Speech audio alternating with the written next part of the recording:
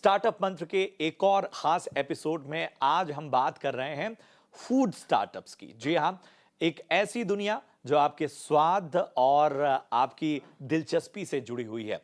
हम और आप अक्सर ये कोशिश करते हैं कि हमें वो ऐसा फूड जॉइंट मिल जाए जो हमारी आसानी से हम तक फूड डिलीवर भी कर सके या हम उस तक पहुंच सकें।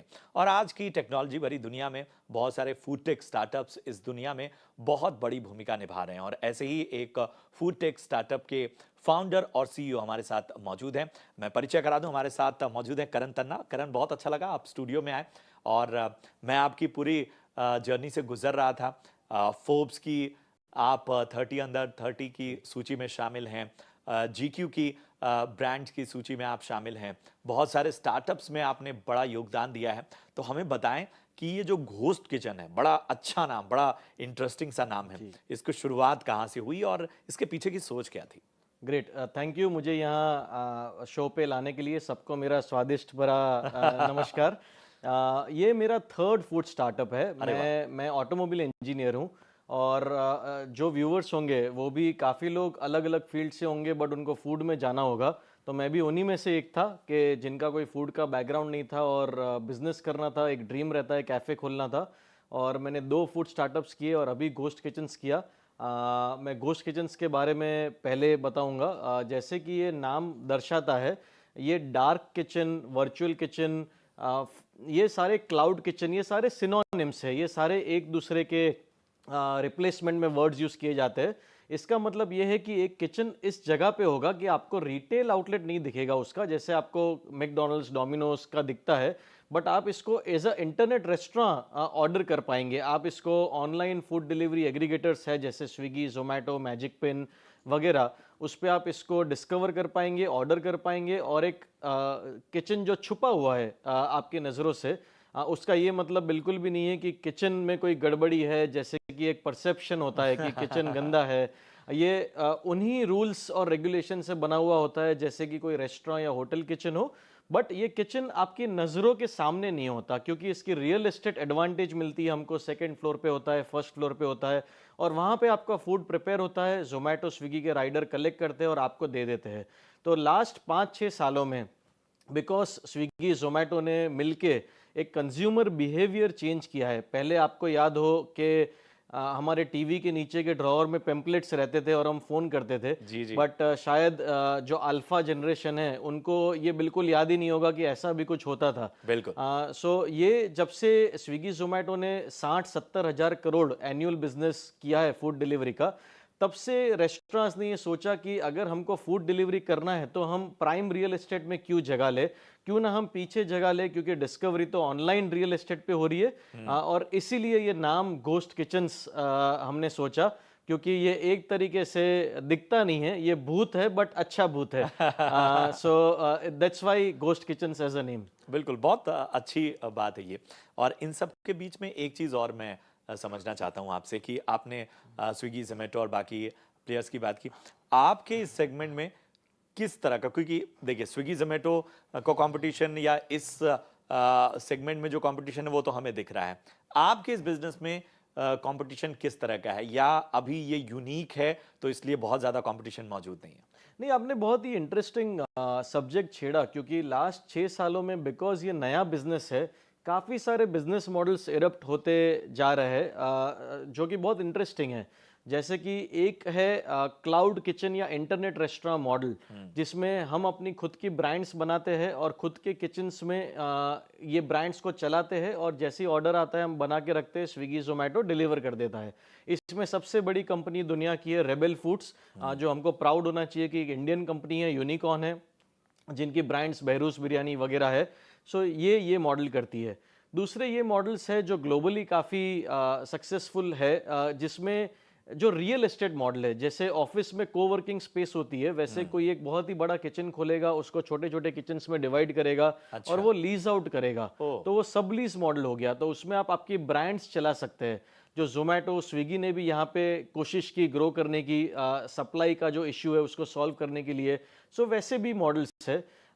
तीसरा एक ये मॉडल है जो किटोपी करके एक ग्लोबली कंपनी है, बहुत ही बड़ी, सॉफ्टबैंक फंडेड, कि जो किचन खुद खोलेगी बट अपनी ब्रांड्स नहीं चलाएगी, वो दूसरों के ब्रांड्स चलाएंगे, सो वो ऑपरेटर हो गए। ओके। और एक चौथा मॉडल है जो हमारा मॉडल है, जो काफी यूनिक मॉडल है, जो एक बहुत ही बड़ी प्रॉब्लम सॉल्व करता है, जो है वर्चुअल ब्रांड्स मॉडल।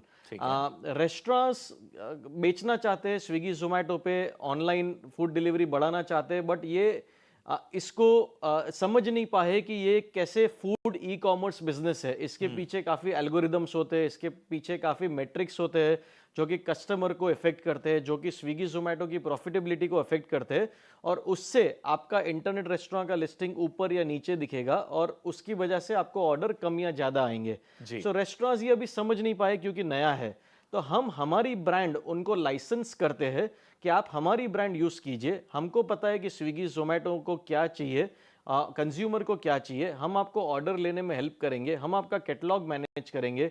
इतना ही नहीं, हम आपको रॉ मटेरियल भी प्रोवाइड करेंगे, जिससे, जो कि सबसे बड़ा प्रॉब्लम है मैन पावर का इस इंडस्ट्री में, लेबर का, वो आपको लेबर पे डिपेंडेंट नहीं रहना पड़े। हम रेडी टू ईट मटेरियल आपको सप्लाई करेंगे, आप उसको बस असेंबल कीजिए जब भी ऑर्डर आता है और आप जोमेटो स्विगी राइडर को दे दीजिए। इससे क्या होगा कि जो रेस्टोरेंट की अंडर यूटिलाइज्ड कैपेसिटी है, उनके इक्विपमेंट्स जो खाली पड़े रहते हैं, मैन पावर जो फ्री रहता है, उसको यूटिलाइज वो लोग कर पाएंगे और उनको पूरा रीडिस्कवर मॉडल नहीं करना पड़ेगा कि स्विगी जोमेटो में कैसे बेचना। तो हम हमारी ब्रांड्स उनको लाइसेंस कर रहे हैं, जिससे हमारी ब्रांड्स का जब ऑर्डर कंज्यूमर देगा उस पर्टिकुलर हाइपर लोकल एरिया में, तो वो ऑर्डर जाएगा हमारे रेस्टोरेंट पार्टनर में और वो हमारा रॉ मटेरियल सप्लाई किया है उसको यूज करके असेंबल करेंगे, पैकेज हमारे ब्रांडिंग में करेंगे और स्विगी जोमेटो को दे देंगे। तो इससे उनको इंक्रीमेंटल सेल मिलेगा। तो ऐसे हमारे 150 पार्टनर्स हैं इंडिया में 30 सिटीज में। और जैसे हम ये मॉडल ग्रो कर रहे थे, हमने ये भी देखा कि हमारी ब्रांड बहुत ही अच्छा कर रही है काफ़ी जगह में। तो अभी हम हमारे भी कंपनी ओन स्टोर्स, खुद के स्टोर्स खोल रहे, किचन्स खोल रहे, जिसमें हमारी खुद की ब्रांड्स चला रहे। और जो भी ब्रांड्स अच्छा कर रही है, अभी नेक्स्ट 6 से 8 महीनों में हम उनके रिटेल स्टोर्स खोलेंगे। जैसे हमने ई कॉमर्स में देखा, मामा अर्थ, शुगर, ये सारी ब्रांड्स कि जिन्होंने पहले डिजिटल फर्स्ट प्रेजेंस था और फिर उनका पॉपुलैरिटी बढ़ गया, फिर फिजिकल स्टोर्स, जिससे पेनिट्रेशन ज्यादा हो पाए, ब्रांड पॉपुलैरिटी। अभी हम उसी पाथ पे जाएंगे। रजिस्ट्रेशन भी लोगों के आते एब्सोल्युटली। तो जैसे हमारी ब्रांड है स्टार बॉय पिज्जा, काफी पॉपुलर है। जैसे speak burgers by chef Vicky Ratnani, celebrity chef है शेफ विकी रत्नानी, उनकी पार्टनरशिप में हमारी ब्रांड है।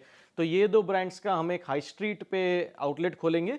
बल्कि हम एक बहुत इनोवेटिव मॉडल भी ला रहे हैं कि जिसमें हम सेलिब्रिटीज के साथ टाइप कर रहे हैं। अभी मैं ज्यादा डाइवल्ज नहीं कर पाऊंगा, मैं कॉन्ट्रेक्चुअली बाउंड हूं, बट एक बहुत ही बड़े सिंगर और रैपर के साथ एक पिज्जा का ब्रांड कर रहे हैं, एक बहुत ही बड़े साउथ इंडियन स्टार के साथ एक साउथ इंडियन ब्रांड कर रहे हैं। तो ये सारी ब्रांड्स भी हम करेंगे। और हमारा इंस्पिरेशन है कि हम इंडिया का यम ब्रांड्स, जिनकी टाको बेल, पिज्जा हट, KFC जैसी कंपनीज है, वैसे हम इंडिया से हम एक ऐसी कंपनी वर्ल्ड को दे कि जिसकी 3, 4, 5 इंडियन ओरिजिन ग्लोबल ब्रांड्स हो अगले 8-10 सालों में, और एक इंडिया की ब्रांड्स हम ग्लोबली ले जाए। बिल्कुल, बहुत अहम बात आपने कही। चूंकि आप अपने कारोबार के बारे में बात कर रहे हैं, जरा मुझे ये बताइए कि ये जो पूरा फूड बिजनेस है, बहुत सारे यंग एंटरप्रेन्योर्स आपको सुन रहे होंगे, इसमें घुसा कैसे जाएगा, इसको डिकोड, मतलब आप चूंकि आपने इतनी इन्फॉर्मेशन है, जाहिर सी बात है लंबा समय रिसर्च में भी आपने लगाया होगा किसी भी स्टार्टअप को शुरू करने में, आपके पास पहले से तजुर्बा था स्टार्टअप्स का। लेकिन जो बहुत फ्रेश माइंड है, जिन्हें आइडिया एक्साइट कर जाता है, उनके लिए क्या आपकी सलाह होगी? नहीं, ये बहुत ही एक टची टॉपिक है, क्योंकि ये बिजनेस में एंट्री बैरियर बिल्कुल ही कम है। और क्लाउड किचन आने से तो और भी कम हो गया, क्योंकि अगर आपको रेस्टोरेंट खोलना होता था तो आपका इन्वेस्टमेंट ज़्यादा रहता था, एक रियल एस्टेट प्राइम होती थी। बट अभी क्लाउड किचन से तो आप 3 से 5-7 लाख में बिजनेस खोल सकते हैं। आपको लगता है कि इजीली स्विगी जोमेटो पे लिस्ट कर देंगे तो बिजनेस आना शुरू हो जाएगा। बट ये बिजनेस, मैं ये नहीं कहूँगा कि मुश्किल है, मैं इनकरेज करूँगा, क्योंकि काफ़ी ऐसे एंटरप्रेन्योर्स हैं मेरे जैसे कि जिनका कोई फूड बैकग्राउंड नहीं था, और उन्होंने ये बिजनेस खोला और अभी बहुत ही बड़ी कंपनीज चला रहे हैं। काफ़ी लिस्टेड कंपनीज भी है, काफ़ी प्राइवेट इक्विटी फंडेड कंपनीज भी है।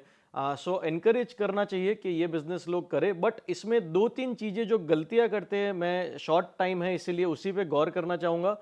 कि ये जो एक्साइटमेंट आपने बताया वो एक्साइटमेंट कितना सस्टेन हो पाता है वो उनको पहले देखना है। तो हमेशा उनका एक्साइटमेंट टेस्ट करे, कोई रेस्टोरेंट में जाके काम करे 2 महीना 3 महीना, क्योंकि ये एक ऐसा बिजनेस है कि दिन के 10-12 घंटे 14 घंटे काम करने पड़ते हैं, लेट नाइट हो जाता है, काफी सेक्रीफाइसेस करने पड़ते हैं। बिल्कुल। और जब आपके दोस्त हॉलीडेज पे मूवीज में गए, जब वो दिवाली बना रहे, तब आपका सबसे ज्यादा रश टाइम होता है। ओ तो पहले आप टेस्ट कीजिए अपने आप को कि क्या आप उस बिजनेस के लिए बने हो, क्या वो आपका एक्साइटमेंट है, वो पैशन है जो आपको सस्टेन करके ले जाएगा। क्योंकि ये बिजनेस में 2 चीजें बहुत ही इंपॉर्टेंट है जो मैंने एक्सपीरियंस से सीखी है, कि पैशन और पेशेंस।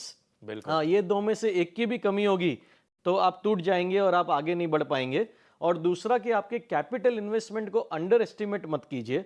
आप जब आउटलेट खोलते हैं, आप तब तक का ही कैलकुलेट करते हैं कि मेरे को इतने का इक्विपमेंट्स लेना होगा, इतना रेंट डिपॉजिट लेना होगा, बट आपको 6 से 9 महीना का एक लॉस भी कैलकुलेट करके कैपिटल एक्सपेंस में मान के चलना चाहिए, क्योंकि उतना समय आपको ब्रेक इवन होते हुए लगेगा ही। बिल्कुल। आप बिजनेस समझेंगे, और ये गलतियां लोग करते हैं जिससे दूसरे तीसरे महीने में उनके पास फंड खत्म हो जाता है, उसके बाद कटिंग कॉर्नर शुरू होता है, क्वालिटी में कॉम्प्रोमाइज होता है, मैन पावर कर देते हैं। तो आई थिंक एक आप टेस्ट कीजिए अपने आप को कोई रेस्टोरेंट में काम करके, इसमें कोई शर्म की बात नहीं है, क्योंकि आप जब खुद का खोलेंगे तब हो सकता है कि एक दिन आपको झाड़ू भी मारना पड़े, बर्तन भी मारना बिल्कुल। पड़े, अगर आपका छोटा सा सेटअप है।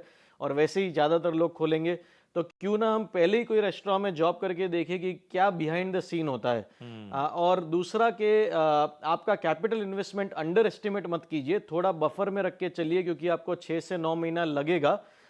वरना तो बेसिक चीज़ें हैं जो काफ़ी लोग यूट्यूब में भी बोलते हैं कि आपको मार्केट रिसर्च करना चाहिए, कंपटीशन स्टडी करना चाहिए।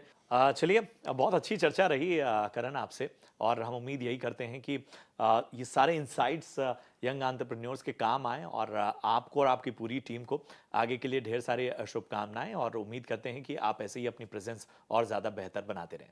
Thank you so much sir for having me. Thank you.